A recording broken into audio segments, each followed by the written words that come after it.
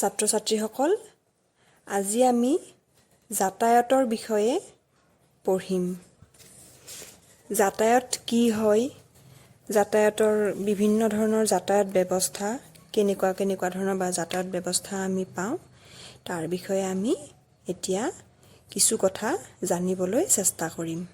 আহাচোন আমি চাওঁ কি যাতায়াতৰ ব্যৱস্থা আছে। অতীজৰে পৰা মানুহে বিভিন্ন কাৰণত এঠাইৰ পৰা আন এঠাইলৈ অহা যোৱা কৰিছে। চকাৰ আৱিষ্কাৰ হোৱাৰ আগতে মানুহে খোজকাঢ়িয়ে এখন ঠাইৰ পৰা আন এখন ঠাইলৈ অহা যোৱা কৰিছিল। আৰু দূৰ দূৰণিৰ ঠাইলৈ যাবলগীয়া হ'লে বা বস্তু কঢ়িয়াব লগা হ'লে পৰিৱেশ অনুযায়ী তেওঁলোকে বেলেগ বেলেগ ধৰণৰ প্ৰাণী ব্যৱহাৰ কৰিছিল।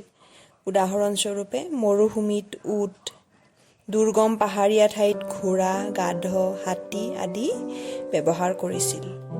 চকাৰ আৱিষ্কাৰৰ লগে লগে মানুহে প্ৰাণীয়ে টনা গাড়ী যাতায়াতৰ বাবে ব্যৱহাৰ কৰিবলৈ ল'লে। মেৰু অঞ্চলত বৰফত পিছলি যোৱা বাবে চকা থকা গাড়ী চলাবলৈ অসুবিধা, সেয়েহে এই অঞ্চলত বলগা হৰিণে চোঁচৰাই নিয়া স্লেজ গাড়ী ব্যৱহাৰ কৰা হয়। এনেদৰে এখন ঠাইৰ পৰা আন এখন ঠাইলৈ অহা যোৱা কাৰ্যই হৈছে যাতায়াত।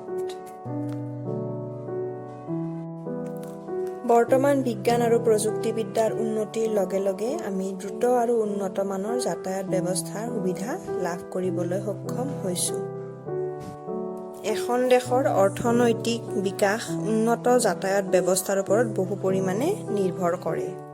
বিভিন্ন ৰাজ্য আৰু দেশৰ মাজত যাতায়াতৰ বাবে ৰাষ্ট্ৰীয় ঘাইপথ, ৰেলপথ, জলপথ আৰু আকাশী পথৰ ব্যৱহাৰ কৰা হয়।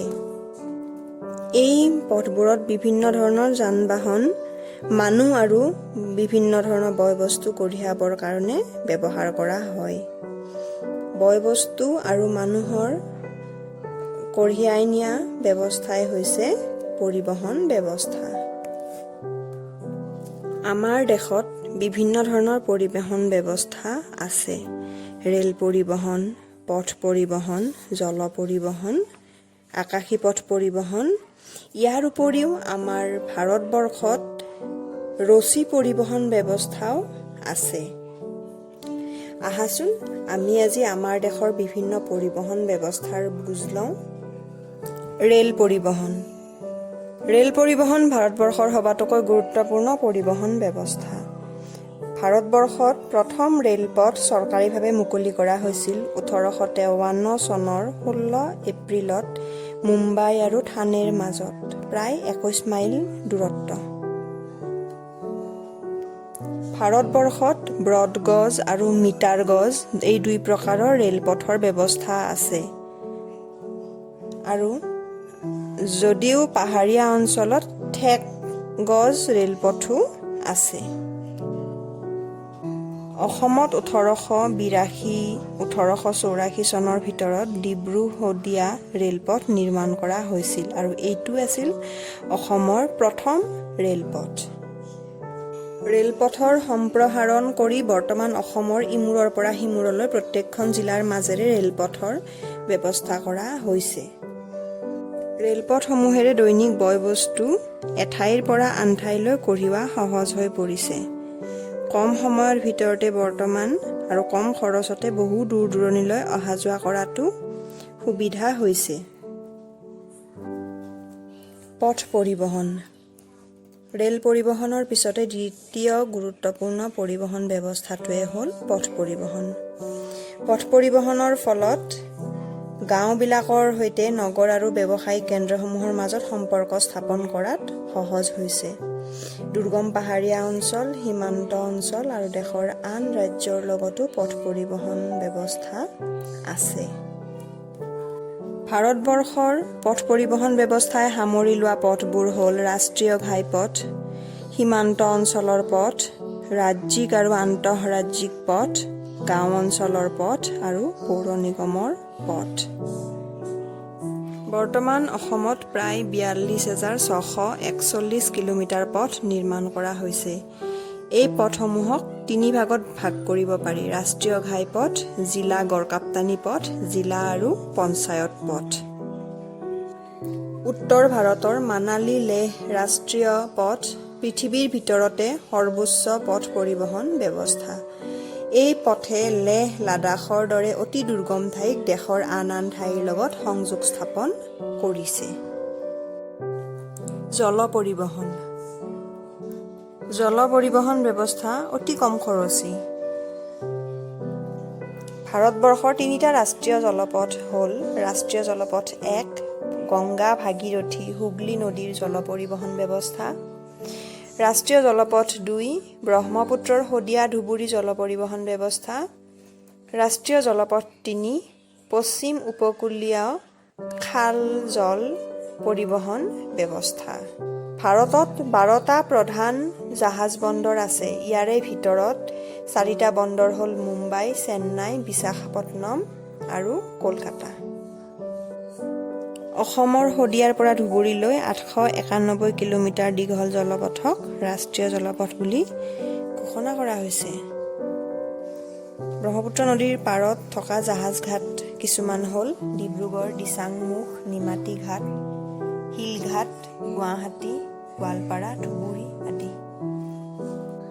নদীপথসমূহত যাত্ৰী, মালবাহী জাহাজ আৰু মটৰ নাওসমূহ চলাৰ বাবেও আমাৰ যোগাযোগ ব্যৱস্থা সুচল হৈ পৰিছে। বৰ্তমান দেশী বিদেশী পৰ্যটকৰ বাবে খোৱা লোৱাৰ সুবিধা থকা কিছুমান বিলাসী জাহাজ ব্ৰহ্মপুত্ৰত চলিবলৈ আৰম্ভ কৰিছে।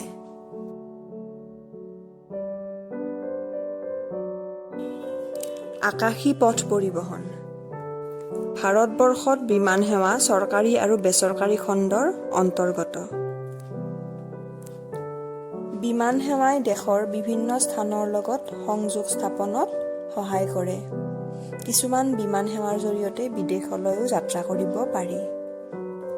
1981 চনৰ জানুৱাৰী মাহৰ পৰা গুৱাহাটী আৰু দিল্লীৰ মাজত বিমান চলাচল আৰম্ভ হোৱাৰ ফলত যোগাযোগৰ ক্ষেত্ৰত অসমৰ ৰাইজৰ বহুদিনীয়া অভাৱ পূৰণ হৈছে। বৰঝাৰ বিমানবন্দৰক আন্তৰ্জাতিক বিমানবন্দৰলৈ উন্নীত কৰা হৈছে। 1981 চনৰ পৰা বায়ুদূত নামৰ নতুন বিমান সেৱা প্ৰৱৰ্তন কৰাৰ ফলত অসম আৰু উত্তৰ পূব অঞ্চলৰ ৰাজ্যবোৰৰ মাজত যোগাযোগ ব্যৱস্থা সহজসাধ্য হৈছে। বায়ুদূত বিমান সেৱাই সংযোগ কৰা ৰাজ্যবোৰ হ'ল: গুৱাহাটী বৰাপানী, গুৱাহাটী কমলপুৰ ত্ৰিপুৰা, ডিব্ৰুগড়ৰ চাবুৱা তেজু অৰুণাচল। ৰছী পৰিবহণ ব্যৱস্থা। ভাৰতবৰ্ষত ৰছী পৰিবহণ ব্যৱস্থাও আছে। এই ৰছী পৰিবহণ ব্যৱস্থা অতি কম খৰচী। পাহাৰীয়া দুৰ্গম অঞ্চলত খনিৰ পৰা চূণশিল, কয়লা আদি খনিজ পদাৰ্থ কঢ়িয়াবলৈ এই ব্যৱস্থাৰ সহায় লোৱা হয়। অসমৰ কাৰ্বি আংলঙৰ দিলাই পাহাৰ আৰু বোকাজানৰ বিলাতী মাটি উদ্যোগৰ মাজত চূণশিল কঢ়িয়াবলৈ প্ৰায় 35 কিলোমিটাৰ দূৰত্বৰ একমাত্ৰ ৰছী পৰিবহণ ব্যৱস্থা আছে।